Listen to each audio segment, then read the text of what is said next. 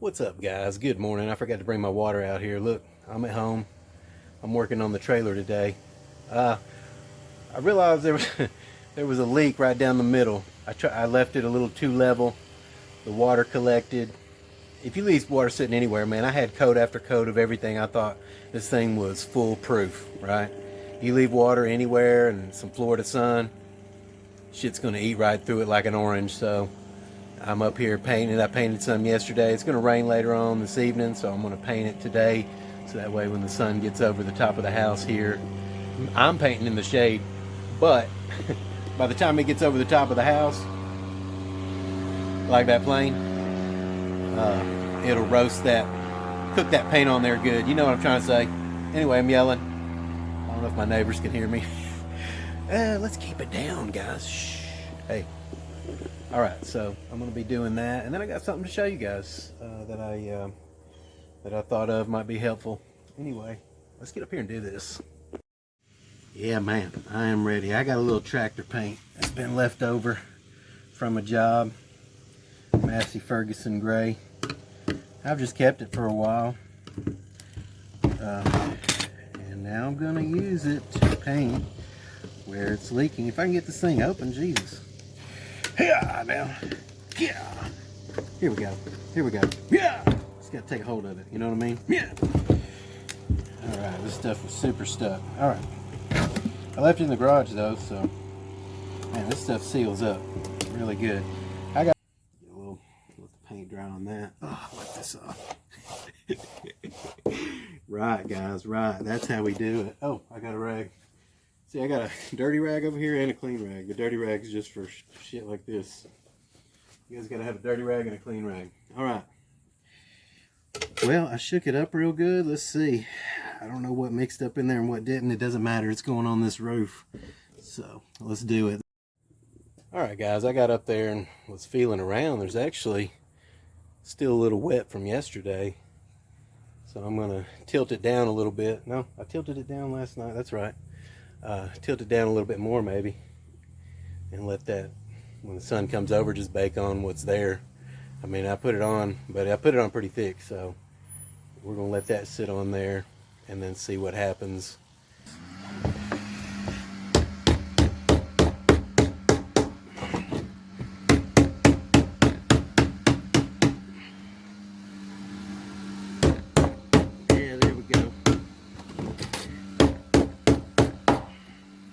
Now it's down in there. All right. So we're gonna put the paint back up, guys. I thought we were gonna paint today, but we might not have to. There's always another day to fix that seal. I found all my brushes. I thought I lost a whole box full of brushes, cheap brushes. So I'm gonna leave this one laying out here. Oh, I guess it's airplane day.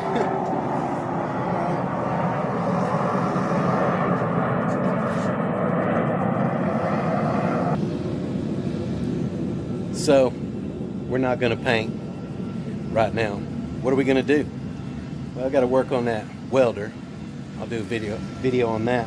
But let me show you something real quick. Listen, guys. Now, years ago, I worked for PrimeStar, right? I used to install satellites. That was my first job. Just a little quick note on that. People that worked satellite back then, they didn't live in town. Let's just say that. So you were talking about they lived out in the woods. You had to find a clearing, go out there. I think it was pointed southeast, southwest, something like that. And then you had to dig a hole, put it 4 foot in the ground, concrete a pole in there. While that's setting up, you go wire the house. Then you come back, put the thing up. You're digging a trench, you know, one of those special trenches where you just lift, and you go all the way down to their house, tuck that thing in there, right? The whole deal. And that was right before Dish Network bought them out, and then we started installing those on the old PrimeStar poles.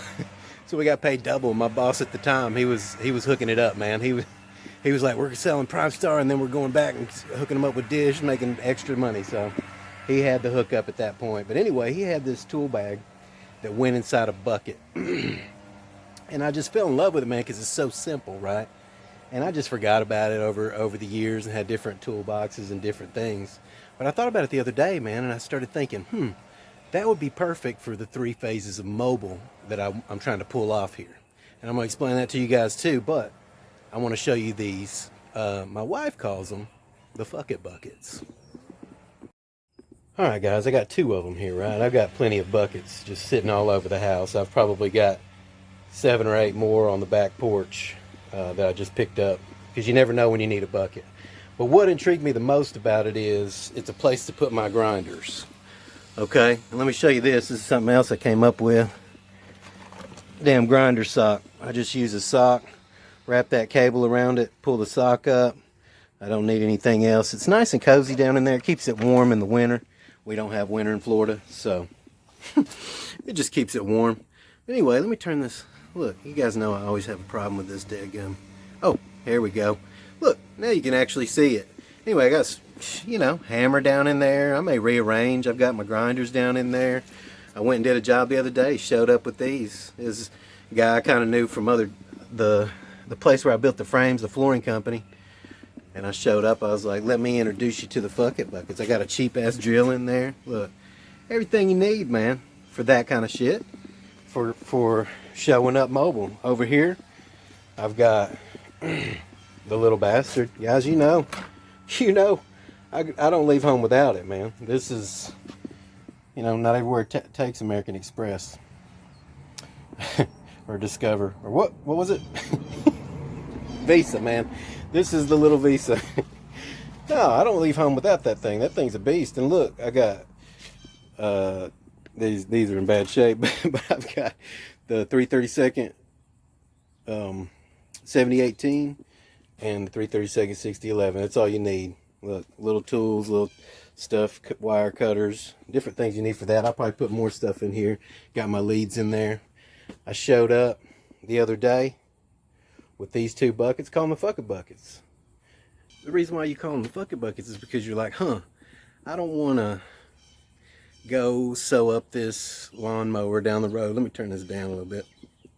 I don't want to go sew up this lawnmower deck down the road, have to haul this trailer, have to break out any kind of heavy ass leads, you know, hook them up to the bigger welder when I get it done. You know, I don't want to do any of that stuff, have to open this trailer up, none of that stuff. I got to haul all this stuff, do that. Now, that's good, but what if I could make it easier on myself? And that's where the fuck it bucket come from, where somebody calls you up and they're like, hey, can you do this? You're on the neighborhood app, whatever you're at. And you go, you know what? Fuck it. And then you pick up the buckets and you go.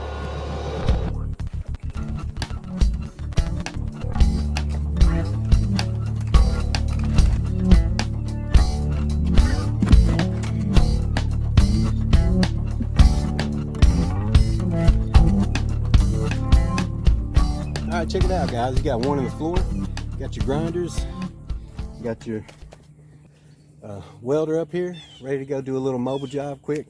Don't have to hook up the trailer, don't have to do anything. Just load up the fuck it buckets and fuck it, go do the job. Look, this little bastard's even wearing a seatbelt. Safety. See you tomorrow. Oh yeah, I don't work for Cobalt. I don't work for any of these companies. I don't work for Harbor Freight. So, you know, get any brand you want. Any brand you like. I just happen to like that one, right? And those of you that know me know why I like that one. It's because it was cheap, dude. It was $14 at my local Lowe's, so I got 2 of them. So for 30 bucks, I got 2 big ass toolboxes. Are you serious? Are you serious?